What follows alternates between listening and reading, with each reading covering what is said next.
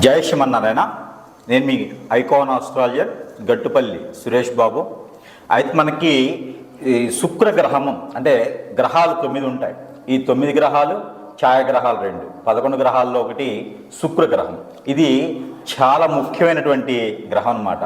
అంటే ఏ దానికి ఆ దానికి అన్నీ కూడా ముఖ్యమైన గ్రహాలే ఉంటాయి. కొన్ని సందర్భాల్లో కొన్ని కార్యక్రమాలకి కొన్ని పరిహారాలకి కొన్ని రకాలుగా ఆ శుభం చేసుకోవడానికి కానీ వాళ్ళ పెళ్ళిళ్ళు చేసుకోవడానికి కానీ ఉపయోగించేటువంటిది శుభకార్యాలు ఎక్కువగా చేసేటువంటి గ్రహము కానివ్వండి. మనకి మంచి చేయాలన్నా కూడా గ్రహం ఏంటంటే శుక్రగ్రహం. ఈ శుక్రగ్రహం అనేది ఇప్పుడు మనకి డిసెంబర్ 29న మనకి మకర రాశి నుంచి కుంభరాశికి మారిపోతుంది. ఈ కుంభరాశిలోకి రావడం వలన మనకి ఎప్పుడో ఎన్నాళ్ళ నుంచో ఎదురు చూసేటువంటి ఈ మకర రాశిలో నుంచి ఈ కుంభరాశికి ఈ యొక్క శుక్రగ్రహం రావడం అనేది ద్వాదశ రాశులు అన్నిటికి కూడా శుభం అశుభాలు రెండూ ఉంటాయి. అందులోనూ మనకి ఏ రాశికి శుభం ఉంటుంది, ఏ రాశికి అశుభం ఉంటుంది, ఏ రాశికి మిశ్రమ ఫలితాలు ఉంటాయి అనేది మనం తెలుసుకోవచ్చు. అసలు ముఖ్యంగా ఈ శుక్రగ్రహం అనేది చాలా గొప్పదనమాట. ఎందుకంటే మానవ జీవనానికి శుక్రగ్రహం అనేది చాలా ఉన్నతమైనటువంటి స్థానం, ఉన్నతమైనటువంటి పరిస్థితి, ఉన్నతమైనటువంటి డిగ్రీస్లో గనక ఈ శుక్రగ్రహం ఉన్నట్లయితే వాళ్ళకి అందరికీ కూడా అష్ట ఐశ్వర్యాలు కూడా కలిగేందుకు ఆస్కారం ఉంటుంది. నైట్ లాటరీ టికెట్ తగిలినట్ట అంత విధిగా కూడా ఈ యొక్క శుక్రగ్రహం అనేది ఉంటుంది. కావున ఈ శుక్రగ్రహ ఫలితాలు ఆ ప్రతిఫలితాలు ఎలా ఉంటాయి అనేది మరి ఇప్పుడు రాసుల వారిగా చూద్దాం. మేషరాశి వాళ్ళకి ఏదైతే మనకి శుక్రుడు మార్పు అనేది జరుగుతుందో, ఈ శుక్రుడు మకర రాశి నుంచి కుంభరాశికి రావడం అనేది జరుగుతుంది. కాబట్టి ఈ యొక్క మేషరాశి వాళ్ళకి ఎలా ఉండబోతుందంటే, ఎంతవరకు ఇప్పటివరకు కష్టాలు పడ్డారో ఈ మేషరాశి వాళ్ళు ఏదైతే ఎక్కడెక్కడో దేశాలు పట్టుకు తిరగటం కానివ్వండి. అంటే మేషరాశి వాళ్ళు ఎందుకు తిరుగుతున్నారు దేశాలు పట్టుకుని అంటే అప్పులు పారేయటం, ఐపీఎల్ పెట్టడం అంటే తప్పనిసరి పరిస్థితి, కావాలని కాదు, ఏదో చేద్దామని ముందుకెళ్తారు. ఆ ముందుకెళ్ళింది కాస్త ఏం చేయలేని పరిస్థితి అన్నమాట. ఇది గత సంవత్సరంన్నర నుంచి 2 సంవత్సరాలు, సంవత్సరంన్నర, దాదాపు కొంతమందికి అయితే సంవత్సరం, వాళ్ళ ఒక గ్రహస్థితిని బట్టి నడిచేటువంటి అంతర్దశ బట్టి కూడా ఈ యొక్క ప్రెడిక్షన్ ఉంటుంది కదా. దాన్ని బట్టి ఇప్పుడు అదృష్టం ఏంటంటే మేషరాశి వాళ్ళకి శుక్రుడు మారుతున్నాడు. ఈ మారడం ద్వారా ఏంటంటే ఖచ్చితంగా ఈ శుక్రుడు మారడం ద్వారా మనకి మంచి జరుగుతుందని చెప్పొచ్చు మేషరాశి వాళ్ళకి. ఎందుకంటే ఈ యొక్క ఏదైతే ఫైనాన్షియల్గా ఆర్థికంగా ఇబ్బందులు ఉన్నాయో వీళ్ళందరికీ కూడా మంచి జరుగుతుందని చెప్పొచ్చు. అనుకోనిటువంటి ఏదైతే ఎదుగుతున్న తీగ కాలికి తగిలినట్టుగా అనుకోని పరిస్థితుల్లో మీకు ఏదైనా అన్ఎక్స్పెక్టెడ్గా నైటే కనుక మీకు ఏదైనా అదృష్టం వచ్చేటువంటి ఆస్కారం బాగా కనిపిస్తూ ఉంది. మీ పాత ఓనర్లు కానివ్వండి, మీ పాత ఏదైతే మీరు పనిచేసి ఉన్నటువంటి ఓనర్స్ ఉంటారో, మీ పాత సారులు కానివ్వండి, మీకు ఉన్నటువంటి జమీందారులు ఎవరి దగ్గర అయితే మీరు పని చేస్తూ ఉంటారో, మీ పాత సార్లు ఎవరైతే మీకు మేనేజర్లుగా ఉంటారో, మీ పై వాళ్ళు ఎవరైతే ఉంటారో వాళ్ళ ఒక కృప మీ మీద ఉండేసి అన్ఎక్స్పెక్టెడ్గా మీకు ఫోన్ చేయటమో, లేకపోతే మీకు ఒక పని కల్పించడమో, లేదా కొత్త రకమైనటువంటి మార్గం ఏదైతే బ్రతికేందుకు మార్గాలు కల్పించడమో జరుగుతుంది. ఇవైతే మీరు అందిపుచ్చుకోవాలి. ఏదైతే ఈ శుక్రుడు దశ వల్ల మీకు ఈ అవకాశాలు వస్తాయో ఈ అవకాశాలన్నీ కూడా మీరు అందిపుచ్చుకున్నట్లయితే కనుక ఈ యొక్క మేషరాశి వాళ్ళకి శుక్రగ్రహం ద్వారా కూడా మంచి జరుగుతుందని మనం ఖచ్చితంగా చెప్పవచ్చు. ఎందుకంటే కుంభరాశిలో శుక్రుడు అంటే మేషరాశి వాళ్ళకి అద్భుతమైనటువంటి ఫలాలు, ప్రతిఫలాలు కూడా ఇచ్చేదానికి ఆస్కారం ఎక్కువ కనిపిస్తుంది. కాబట్టి ఈ మేర ఏ మాత్రం చిన్నపాటి అవకాశం వచ్చినా కూడా చేజార్చుకోకండి. అది అందిపుచ్చుకుంటే కనుక ఖచ్చితంగా మీకు ప్రయోజనాలు ఉంటాయి, ఫలితాలు ఉంటాయి. అలానే ఎవరైనా సరే మేషరాశిలో వాళ్ళకి పెళ్ళిళ్ళు కానటువంటి వాళ్ళు ఎంత ప్రయత్నం చేసినా కూడా పెళ్ళి జరగట్లేనటువంటి వాళ్ళు కనుక సెకండ్ మ్యారేజెస్ కోసం ఎవరైనా ప్రయత్నం చేస్తుంటే కనుక ఖచ్చితంగా మీకు పెళ్ళిళ్ళు అయ్యేదానికి కూడా ఆస్కారం ఉంటుంది.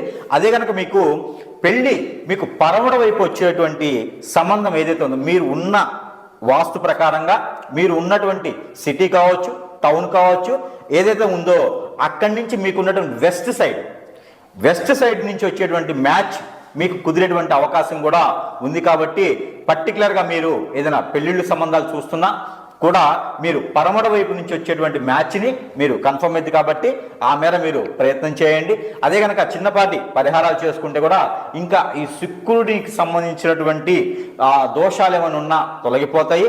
కళత్ర దోషాలు ఏమైనా ఉన్నా కూడా పూర్తిగా తొలగేదానికి ఆస్కారం ఎక్కువ కనిపిస్తోంది.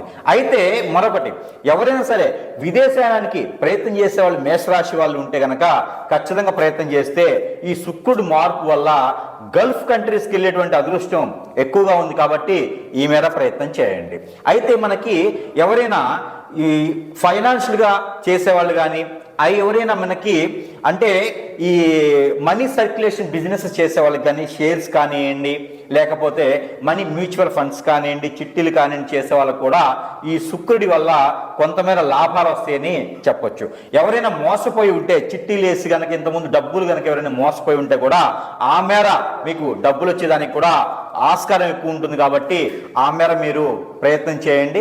అందరూ కూడా ఈ చిన్న చిన్న పరిహారాలు చేసుకుంటే కూడా మీకు మంచి అదృష్టం ఉంటుంది. కాబట్టి మీరందరూ కూడా ఆ శుక్రుడు మారుతున్నాడు కాబట్టి శుక్రుడి వల్ల మేషరాశి వాళ్ళకి మంచి జరుగుతుంది. కాబట్టి ఈ మేర అందరూ కూడా సుఖంగా ఉండాలి. కాబట్టి మనకి పరిహారాలు చేసుకొని సుఖంగా ఉండేందుకు ఆస్కారం ఉంటుంది. ఆ మేర మీరు ప్రయత్నం చేయండి.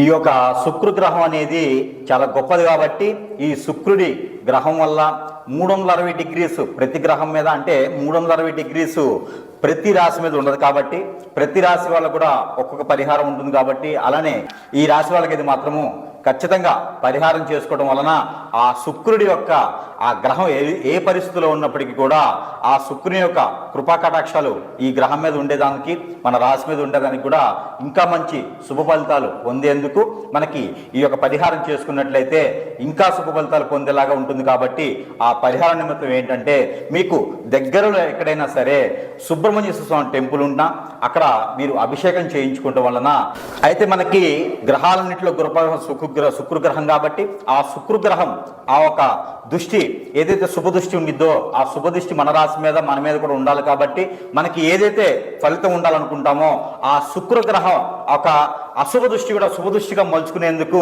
చిన్న చిన్న పరిహారాలు చేసుకోవడం ద్వారా కూడా శుభ దృష్టిగా మలుచుకోవచ్చు.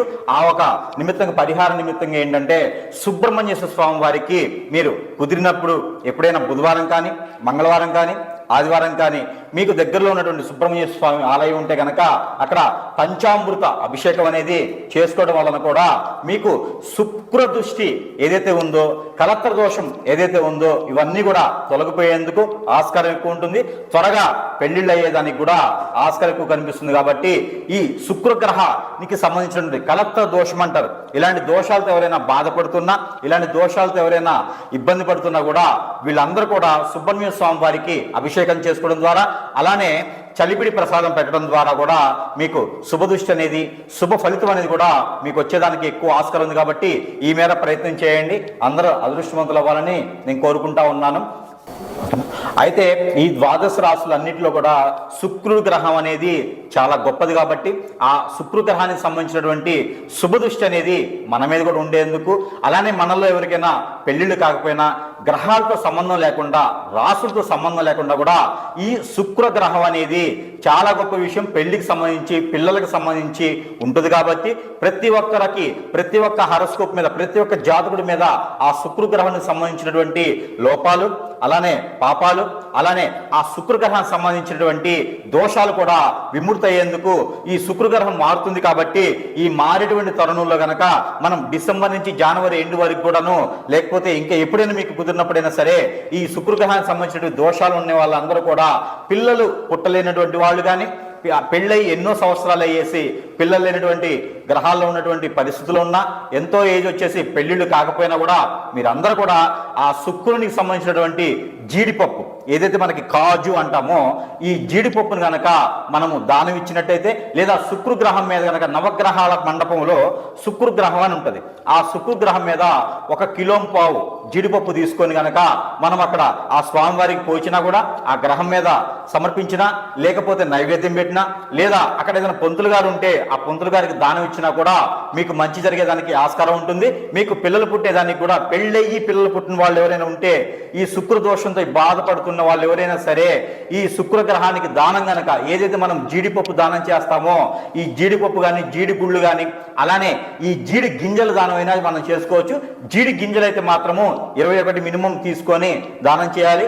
జీడి గింజల కన్నా కూడా జీడిపప్పు దానం చేయడం ద్వారా వాళ్ళు తినేందుకు ఆస్కారం ఉంటుంది కాబట్టి మరీ ఎక్కువ ఫలితం మన మీద ఉంటుంది కాబట్టి ఖచ్చితంగా ప్రతి ఒక్కరు కూడా ఈ జీడిపప్పు 1 కిలోంబావు తగ్గకుండా బ్రాహ్మణత్వముడికి కానీ లేదా నవగ్రహాల్లో శుక్రగ్రహానికి కానీ సమర్పించినట్టయితే మనలో ఉన్నటువంటి ఆ గ్రహానికి సంబంధించినటువంటి అశుభ దృష్టి కూడా శుభ దృష్టిగా మలుచుకునే దానికి ఆస్కారం ఎక్కువగా ఉంది కాబట్టి ప్రతి ఒక్కరు కూడా ఈ మేర ఈ యొక్క దానం చేసుకొని అందరూ కూడా సుఖశాంతులతో ఉండాలని నేను కోరుకుంటా ఉన్నాను. అయితే మనకిప్పుడు చూసినట్లయితే ఏదైతే మనకి శుక్రుడికి సంబంధించినటువంటి లోపాలు ఉన్నాయో, శుక్రుడికి సంబంధించిన దోషాలు ఉన్నాయో, వీళ్ళలో ఉన్నటువంటి రుమ్మతులు ఎలా ఉంటాయి అంటే కాలసర్ప దోషము, అలానే నాగప్ప దోషము, అలానే పూర్వీకుల శాపము, అలానే గనక మనకి కుజ దోషము, అలానే మనకి కలత్ర దోషం అంటారు. అలా అంటే కలత్ర దోషం అంటే శుక్ర దోషం. ఎలానో మనకి శుక్రుడు మారుతున్నాడు, మకర రాశి నుంచి కుంభరాశికి శుక్రుడు మారుతున్నాడు కాబట్టి ఈ మారేటువంటి తరుణంలో ఏదైతే మనకి రోజులు ఉన్నాయో ఈ రోజుల్లో కూడా మనకు మంచి జరిగేలాగా మన దగ్గర ఏంటంటే ఈ యొక్క నాగమణి అని ఉంటుందండి. ఇది వచ్చేసి నాగమణి, దీని పేరు నాగమణి అంటారండి. ఇలా చూడండి, ఎవరికైనా ఐడియా ఉంటుంది, ఇది నాగమణి.